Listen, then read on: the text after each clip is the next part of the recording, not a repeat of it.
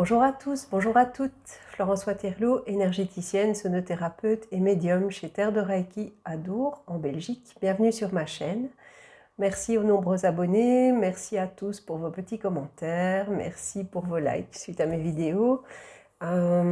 Franchement, je suis étonnée du succès chaque jour, mais ça fait vraiment plaisir. J'ai une vidéo qui a atteint plus de 2200 vues, je suis abasourdie, franchement, c'est incroyable. Donc merci. On n'a pas du succès tout seul, donc merci à vous de me suivre et de m'encourager dans ce que je fais. Donc je suis désolée, j'ai été absente une petite semaine, mais bon, ma voix n'est pas encore tout à fait remise d'ailleurs. J'ai un petit rhume. Enfin, j'ai eu un gros rhume, mais bon, voilà, maintenant ça va un peu mieux. Et donc je fais ma vidéo hebdomadaire, je reprends le rythme. Donc voilà, aujourd'hui je voudrais vous parler des rituels de nouvelle lune. Alors la nouvelle lune, la prochaine nouvelle lune aura lieu le 21 mars, donc ça va être pour le printemps, pour l'équinoxe de printemps. Ce sera la nouvelle lune en bélier, donc ce sera une nouvelle lune d'action. Très bonne chose donc pour les rituels de nouvelle lune, je vais vous en parler aujourd'hui. Ça correspond aussi à Ostara en fête celtique, donc c'est le début de la saison de lumière. Bonne chose, j'adore le printemps, donc je sais pas vous, mais moi j'aime bien. Alors, au niveau donc de la nouvelle lune, des rituels, la nouvelle lune, en fait, ça se produit donc une fois par mois. D'un point de vue astronomique, la nouvelle lune, donc elle correspond à la phase lunaire durant laquelle elle se situe entre la Terre et le Soleil.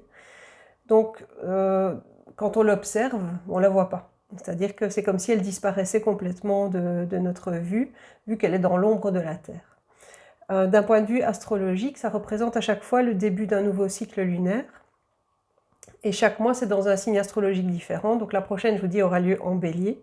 Et ça amène en fait une énergie différente en fonction du signe astrologique dans lequel elle se trouve.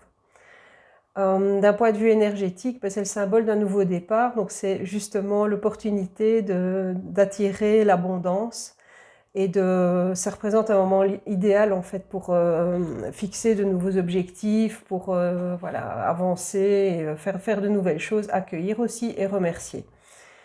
Alors, au niveau des rituels de nouvelle lune, moi je vais vous parler de rituels qui sont assez classiques, qui sont entre autres le chèque d'abondance. Au niveau, donc il y a aussi la liste d'intention ou le tableau de visualisation. Donc ça c'est très très sympa à faire, donc je vais vous montrer un petit schéma pour le mettre en place. Et alors il y a aussi la lettre de gratitude à l'univers, donc qui va vous permettre de remercier pour tout ce que vous avez déjà, en gros. Voilà, alors concernant le chèque d'abondance, j'en ai sorti, je l'ai imprimé, je ne sais pas si vous le verrez bien, donc ça ressemble à un chèque. Bon, voilà.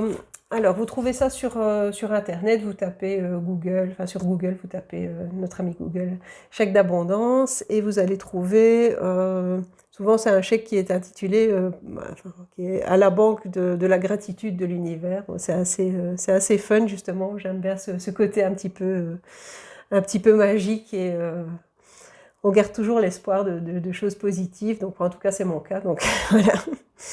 Alors au niveau de la date, vous devrez mettre ici et maintenant. Comme ça, ça permet, je veux dire, de fixer un instant, et ça permet vraiment d'être dans l'instant présent. Alors, donc conseil pour le versement, la gratitude, payer. Quand vous mettez payer, au lieu de mettre le montant en lettres, moi je mets de l'abondance positive en tout. Comme ça vous permet de recevoir l'abondance. Après, vous pouvez demander de l'abondance positive au niveau financier, ou alors je souhaite rencontrer l'amour de ma vie, ou je ne sais quoi. Vous pouvez mettre quelque chose comme ça en fonction de vos souhaits à vous, bien entendu, dans le sens toujours positif. Alors, au niveau du montant, vous mettez à payer intégralement, comme ça, bon. Et à l'ordre 2, vous mettez votre nom et votre prénom. Souvent, il est déjà signé le chèque par l'univers. Donc, vous verrez bien, mais c'est assez sympa à faire. Et puis, ça permet d'envoyer un message à l'univers en le faisant. Et voilà. Souvent, donc il devrait être fait dans les 24 heures donc entre l'heure à laquelle la pleine lune enfin la nouvelle lune a lieu et les 24 heures qui suivront. Pour être émis, bon, il aura plus d'impact à ce moment-là. Alors, avant de faire quoi que ce soit, n'oubliez jamais de purifier donc, le lieu où vous vous trouvez, purifier votre lieu de vie, purifier donc la pièce où vous vous trouvez. Pourquoi ? Parce qu'en fait, dans votre lieu de vie, il y a toujours bien une personne qui va arriver de l'extérieur avec de l'énergie négative, ou il y aura eu une dispute, ou il y aura eu quelque chose. Donc, en fait, l'endroit où vous vivez a tendance parfois à se charger d'énergie négative, et tout rituel demande, en fait, avant d'être effectué, une purification, pour être sûr de travailler sur de bases saines. Donc, c'est très très bien. Alors, comment on peut faire ? Vous pouvez utiliser un bâton de sauge blanche que vous brûlez, que vous utilisez donc en fumigation. Vous allez utiliser la fumée de la sauge blanche et vous faites le tour des pièces de votre maison en ayant l'intention en fait de diffuser cette fumée purificatrice et vous demandez de purifier vos pièces. Vous pouvez utiliser du palo santo aussi, c'est du petit bois comme ça qui, voilà, ça a une odeur assez particulière aussi. N'oubliez pas d'aérer parce que ça sent assez fort et puis la fumée demandera à sortir de toute façon, donc ça sera nécessaire. Alors, donc vous pouvez purifier l'énergie du lieu, vous purifiez vous, donc vous pouvez soit passer de la sauge autour de vous en rond comme ça, vous faites des petits cercles autour de vous, avec la même intention de vous purifier. Pour vous purifier, une autre méthode classique, c'est l'utilisation, donc vous pouvez prendre un bain avec du gros sel, donc ça permet de purifier vos énergies aussi, toujours avec l'intention de purifier, de se purifier, etc. Et alors au niveau, donc je vous dis, avant de faire votre rituel, purifiez toujours en tout cas la pièce dans laquelle vous vous trouvez, l'endroit, le lieu autour de vous, etc. Vous pouvez aussi allumer une bougie. Moi, j'allume toujours au moins une petite bougie blanche. Et en demandant, vous pouvez demander une protection aussi de l'univers. Moi, j'ai l'habitude de demander une protection, quoi que je fasse, même avant de faire mes vidéos, je demande une petite protection à l'univers. Donc, j'allume toujours ma petite bougie en demandant à l'univers de me protéger pendant que je fais cette vidéo. Et voilà. Donc, ça vous permet en fait de faire les choses sur de bonnes bases. Alors, outre le chèque d'abondance dont je vous ai parlé ici, vous pouvez faire une liste d'intentions. Alors, soit une liste d'intentions, soit un tableau de visualisation. Alors, moi, j'aime bien faire le tableau de visualisation. La liste d'intentions, ça vous permet quelque chose d'assez simpliste, où vous établissez une liste de souhaits, on va dire. Il faut que ça soit toujours cohérent. Et bon, idéalement, si vous le faites une fois par mois, donc vous le faites à chaque nouvelle lune, vous le faites avec les intentions pour le mois qui vient. Dans le cadre d'un tableau de visualisation, vous pouvez le faire sur du plus long terme. Moi, je ne le fais pas tous les mois, je le fais genre tous les 3 ou 6 mois, ça dépend de quand j'ai le temps de le faire, mais ou quand je prends le temps de le faire surtout, parce que c'est bien de le faire, surtout quand on voit qu'il se réalise. C'est toujours sympathique ça. Donc, voilà, donc vous pouvez faire une liste d'intentions. À ce moment-là, vous faites, je sais pas, vous faites une liste d'une dizaine d'intentions, de choses que vous souhaitez voir se manifester dans votre vie. Utilisez toujours des phrases affirmatives et positives dans ce que vous souhaitez. Et vous commencez, je vais dire, vos phrases par « je souhaite », voilà, quelque chose de... Voilà. Après, vous utilisez, donc les phrases doivent être rédigées au présent, première personne du singulier, et comme si vous étiez déjà en train de vivre les choses.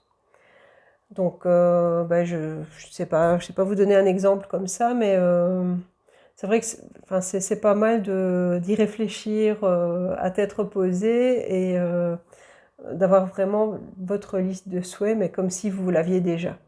Voilà, ça c'est vraiment très très chouette à faire. Alors, je vous parlais du tableau de visualisation. Alors, moi j'en ai fait un petit ici pour vous montrer. Bon, évidemment, il est en selfie, je suis en mode selfie pour me filmer. Donc, au milieu, donc, je mets moi. Vous pouvez mettre soit votre prénom, soit vous mettez moi. Moi, je mets moi en général.